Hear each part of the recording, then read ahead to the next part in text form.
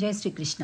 1000 రోజుల తపస్సులో 978వ నామాన్ని మనం చేరుకున్నాం. ఈరోజు అమ్మవారి పేరు ధనధాన్య అభివృద్ధి.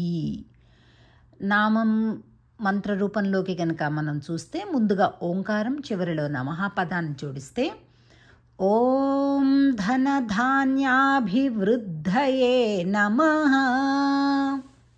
ఇది రూపం.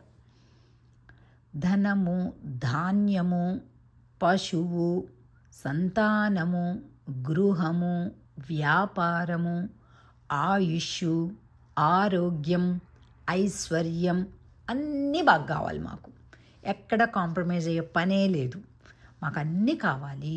నువ్వన్నీ ఇస్తున్నావు, మాకిస్తున్నావు, మాకు ఆ ఆనందాన్ని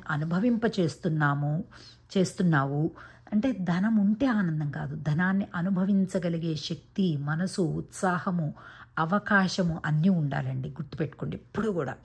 అదొక్కటి ఉంది కదా అని మనకేదో వచ్చేసింది అయిపోయింది లేదు. అది ఉన్నదా ఈ రోజుల్లో చూస్తుంటే మనం మితిమీరినటువంటి ధనం అత్యాశకు, అనర్థాలకు, ఆవేశాదులకు, ఆక్రందనలకు, ఆందోళనలకు దారితీస్తుంది. అలా కాకుండా ధైర్యంతో, మంచి ఆయుష్తో అభివృద్ధి కావాలి. మనకి ధాన్యం అభివృద్ధి కావాలి, నిండుగా ధాన్యం ఉండాలి, తినగలిగే శక్తి ఉండాలి, తిని అరాయించుకొని ఆనందంగా ఉండగలిగే అవకాశం ఉండాలి.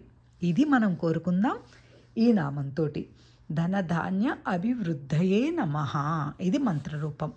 11 సార్లు మనం చక్కగా కళ్ళు మూసుకొని ధనము, ధాన్యము కుండపోత వృష్టిగా మన మీద కురుస్తూ ఉన్నట్లుగా భావన చేసి మనం స్వీకరిద్దాం. అది వస్తుంది. ఎందుకంటే మనం అడిగేది అమ్మని. వీటన్నిటి తోడుగా జయాన్ని పొందాలి అంటే హనుమంతుడిని మనం ఒకసారి స్మరించుకోవాలి. ఇంతవరకు ఎన్ని నామాలని ఒక్కసారి కూడా మనం హనుమంతుడిని పెట్టుకోలేదు. అందుకే ఈవేళ హనుమంతుడి చిత్రాన్ని పెడుతూ అమ్మవారిని, హనుమత్ స్వామిని శక్తి కోసం ప్రార్థిస్తూ మనం ముందుకెళ్దాం. ఓం ధనధాన్యాభివృద్ధయే నమః. ఓం ధనధాన్యాభివృద్ధయే నమః. ఓం ధనధాన్యాభివృద్ధయే నమః. ఓం ధనధాన్యాభివృద్ధయే నమః. ఓం ధనధాన్యాభివృద్ధయే నమః. ఓం ధనధాన్యాభివృద్ధయే నమః. ఓం ధనధాన్యాభివృద్ధయే నమః. ఓం ధనధాన్యాభివృద్ధయే నమః. ఓం ధనధాన్యాభివృద్ధయే నమః. ఓం ధనధాన్యాభివృద్ధయే నమః. ఓం ధనధాన్యాభివృద్ధయే నమః. ఓం శ్రీ నమః. జై శ్రీకృష్ణ. ఇబ్బందులు వస్తాయి. ఎందుకంటే వీరభద్ర స్వామి ఊరికనే రాలా. వాడు సాక్షాత్తు సతీదేవి నాయన శివుని తిడితే ఆమె తన ఆత్మాహుతి చేసుకుంటే వీరభద్రుడు వచ్చాడు, దక్షుడు తలకాయ తీసి యజ్ఞగుండంలో పడేశాడు. మరలా అది కావాలంటే చూసుకోండి, రాజకీయ పక్షాలైనా లేకపోతే అధికారులైనా సరే ఏ న్యాయం కావాలో చూసుకోండి. అటువంటి స్థితి తీసుకురాకండి దయచేసి. మీరు ఆలోచించాలా. శ్రీరామనవమి యాత్ర మీద రాళ్లు పడతాయి, వినాయక చవితి మీద రాళ్లు పడతాయి. ఎప్పుడైనా మొహరం ఊరేగింపు మీద ఎప్పుడైనా రాయి పడిందా? ఒక పోలీసుని చెప్పమన్నాడు వచ్చి.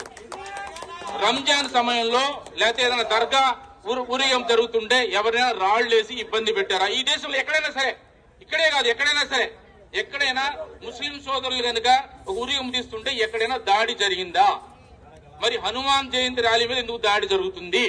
శ్రీరామనవమి శోభాయాత్ర మీద ఎందుకు దాడి జరుగుతుంది? అవసరమే వచ్చింది? మనం ఎవరి వారసులో?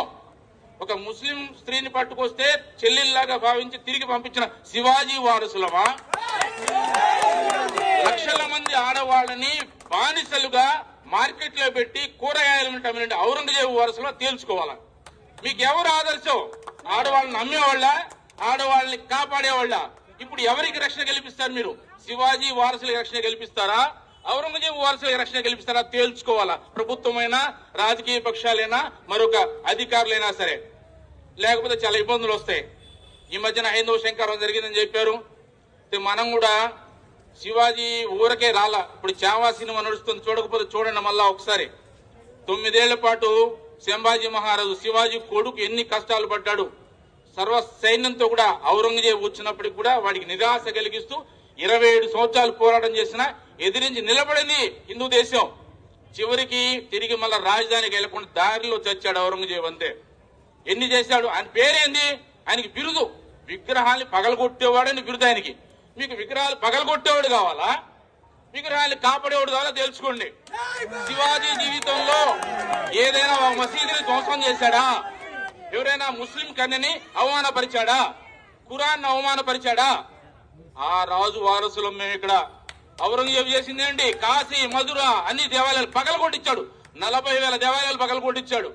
వాడి వెనకాల నిలబడతారా? దొంగ వెనకాల నిలబడతారా? ఇది న్యాయమేనా? ప్రభుత్వానికైనా ప్రజలకైనా? కొద్దిమందికి నాయకత్వం కావాలి. ముస్లింలలో గుర్తొచ్చింది, మా తాత కూడా బ్రాహ్మణుడు అంటాడు ఫరూక్ అబ్దుల్లా. అది ఇక్కడున్న హిందూ సోదరులే, వాళ్ళందరూ కూడా ముస్లింలందరూ కూడా ఒకప్పుడు మతం మార్చబడిన వాళ్లే.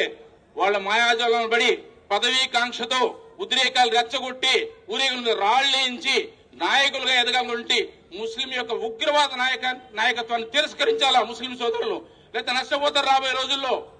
అది గుర్తించాలా. ప్రభుత్వం కూడా గుర్తించి ఇటువంటి న్యాయపరమైన హక్కులు ఎక్కడుంది? రోడ్డు మీద పోకూడదన్నదా? పోయినసారి చూసాం, హనుమంత్ జయంతి యాత్ర జరుగుతుంటే ఆర్టీసీ బస్ స్టాండ్ దగ్గర పోలీసులు బ్యారికేడ్స్ పెట్టి మీ దాన్ని పోవద్దు, ఆ పక్కన పోండి అన్నారు. సిగ్గుచేటు కదా. మీరెందుకు ఉంది? తుపాకీ దేనికి? లాఠీ ఎందుకు ఉండేది? రోడ్డు మీద, పబ్లిక్ రోడ్డు మీద పోరా అంటే ఎవడైనా రౌడీ చేసి వాడి పక్కన నిలబడి వాడి దూరంగా ఉండరా, నువ్వు ఇంట్లో కూర్చోమని మాకు చెప్తారా? అందుక మీరు ఉండేదే. రౌడీ చేసేవాడు పక్కలో వేస్తారా? తెలుసుకోవాలా. ఏది లా అండ్ ఆర్డర్ అంటే ఏమిటి? అసలు ధర్మం ప్రకారం అనుమతి తీసుకుని పోయేవాడికి రక్షణ కల్పిస్తారా? అధర్మంగా శాంతియుతంగా పోయే రాళ్లేసేవాడికి రక్షణ కల్పిస్తారా? తేల్చుకోవాలి యంత్రాంగం. సాక్షాత్ మనం గౌరవమైనటువంటి జిల్లా మేజిస్ట్రేట్ వారి కార్యాలయం దగ్గర నిలబడి ఉన్నాం. మనం న్యాయాలయాలు వాళ్ళకి తెలుసు ఏది మంచి ఏది చెడ్డో. ప్రభుత్వానికి, మంత్రి గారి, ముఖ్యమంత్రి గారికి, ఉప ముఖ్యమంత్రి గారికి కూడా ఈ విషయాన్ని తీసుకెళ్లి ఈ రాష్ట్రంలో హిందువులు 2వ శ్రేణి పౌరులు కాదు, వాళ్ళకి సమాన హక్కులు ఉన్నాయి. ఏ దేశంలో అయితే ఆ దేశ వాసులకి హక్కులు ఉంటాయి. అందరూ సుఖజీవనం కలపాలి. ఎక్కడ కూడా ముస్లింలకి, క్రైస్తవులకు వ్యతిరేకంగా మాట్లాడేది అలవాటు మనకు లేదు. ముస్లింలకు వ్యతిరేకంగా తీరాలి. ముస్లిం ఉగ్రవాద నాయకత్వానికి వ్యతిరేకం, క్రైస్తవులకు వ్యతిరేకం కాదు. మేము వ్యతిరేకిస్తాం. ఏముంది? భారత్ మాతకు చేయనకపోతే వ్యతిరేకిస్తాం ఖచ్చితంగా. వాడు ఎవడైనా సరే, రావణాసుడు ఎందుకు చంపాడు? ముస్లిం వాడు చంపాడు. రాముడా? కంసుడు ఎందుకు చంపాడు? కృష్ణుడు మేనమామేనే. తప్పుదారులు వెళ్తుండే వేస్తారు అంతే. ఇక్కడ కూడా అంతే. కాబట్టి దేశాన్ని ప్రేమిస్తే ఇక్కడ ఉండండి. యూరోప్ లో నడుస్తుంది ఏమిటి తెలుసా? యూత్ టీ షర్ట్లు వేసుకోవాలా. ఆ పేరు ఈ పేరు కాదు వేసుకోవాల్సిన టీ షర్ట్ల మీద. మీరు ఉండే దేశాన్ని ప్రేమించండి. ఏంటి? మీరుండే దేశాన్ని ప్రేమించండి. లేదా మీకు లవ్ పాకిస్తాన్ మీదో, అమెరికా మీదో, చైనా మీద ఉంటే అక్కడికి వెళ్ళి బతకండి. మీకు ఎక్కడ మీరు ప్రేమించే దేశానికి వెళ్ళినా బతకండి, లేదా ఇక్కడ బతుకుతున్న దేశాన్ని ప్రేమించండి. యంత్రాంగం కూడా అదే ఆలోచించాలా. వందే మాత్రం పాడడం, జనగణమన ఇస్తే నిలబడడం, భారత మాతకు జయను, జెండా ఎగరేస్తే